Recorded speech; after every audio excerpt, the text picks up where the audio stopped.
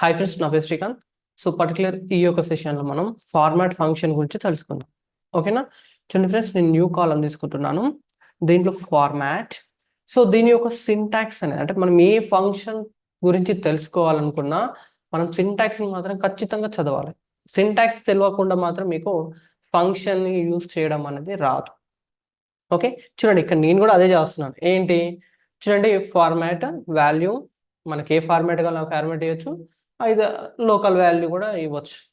తర్వాత నెక్స్ట్ మనం చూసినట్లు ఏం చెప్తుంది అంటే, అది convert a value into text in the specified number ఫార్మాట్లోకి ఇస్తుంది అనమాట. అంటే ఇక్కడ నాకు ఒక డేట్ కాలం ఉంది. ఈ యొక్క డేట్ కాలంలో మీరు చూసినట్లయితే చాలా వరకు కూడా day wise, month wise, year wise data ఉంది. ఓకేనా? సో ఇప్పుడు నాకు ఓన్లీ డే వైజ్ డేటా కావాలి అని అనుకుంటున్నా, ఓన్లీ డే మాత్రమే కావాలా అని అనుకుంటే చూడండి, ఓన్లీ డేని మాత్రమే సపరేట్ చేయాలంటే డబల్ కోర్స్ యూజ్ చేసి డి అని యాడ్ చేయండి. సో అది ఓన్లీ డే ఫార్మాట్లోకి ఇలాగ కన్వర్ట్ అవుతుంది. అంటే అన్ని కూడా ఫస్ట్ డే నుంచి స్టార్ట్ అయిపోయాయి. ఫిబ్రవరి 1 కావచ్చు, జూన్ 1 కావచ్చు. సో మనకి నెక్స్ట్ ఫార్మాట్లోకి వెళ్ళిపోతే ఇలాగ మనకు ఈ విధమైన 0 1 వస్తూ ఉంటుంది. లేదు నార్మల్గా ఈ యొక్క డే నేమ్ కావాలనుకుంటే చూడండి, ఇలాగ మనకు సాటర్డే అయితే సాటర్డే అని చెప్పేసి ఓన్లీ 3 క్యారెక్టర్స్ మాత్రమే వస్తూ ఉంటాయి. లేదు సాటర్డే అండ్ ఫుల్ క్యారెక్టర్స్ కావాలంటే మళ్ళీ డే యాడ్ చేసేయండి. ఇలాగ మనకు ఫుల్గా అంటే సాటర్డే అయితే సాటర్డే, సండే అయితే సండే, ఈ విధంగా చూపిస్తూ ఉంటుంది. లేదు నాకు ఓన్లీ మంత్స్ మాత్రమే కావాలంటే ఇక్కడ ఎం యాడ్ చేయండి.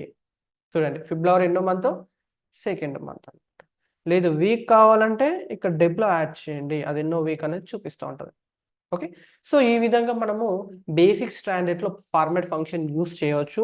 గుర్తుపెట్టుకోండి, ఇది మనకు రియల్ టైంలో చాలా యూజ్ అవుతుంది. క్యాలిక్యులేటెడ్ టేబుల్స్ క్రియేట్ చేసినప్పుడు డేట్ ఫార్మాటెడ్ టేబుల్స్ మనం క్రియేట్ చేయాల్సి వస్తూ ఉంటుంది రియల్ టైంలో. సో ఆ డేట్ టేబుల్స్ క్రియేట్ చేసేటప్పుడు ఈ ఫార్మాట్ ఫంక్షన్ అనేది చాలా హెల్ప్ అవుతుంది. సో ఈ ఫార్మాట్ గురించి మీరు ఏం చేయండి అంటే, ఈ యొక్క గూగుల్లోకి వెళ్ళిపోయి ఫార్మాటెడ్ యాక్స్ ఫంక్షన్ అని ఎంటర్ చేసేస్తే మీకు మైక్రోసాఫ్ట్ వెబ్సైట్లో చాలా నీట్గా దీని గురించి ఎక్స్ప్లెనేషన్ చేయడం జరుగుతూ ఉంటుంది. సో ఈ ఈ యొక్క వెబ్సైట్ లింక్ కూడా మన యొక్క ఛానల్ యొక్క వీడియో డిస్క్రిప్షన్లో పెడతాను. ఇది చూసిన తర్వాత ఒకసారి అది కూడా మొత్తం చదవండి.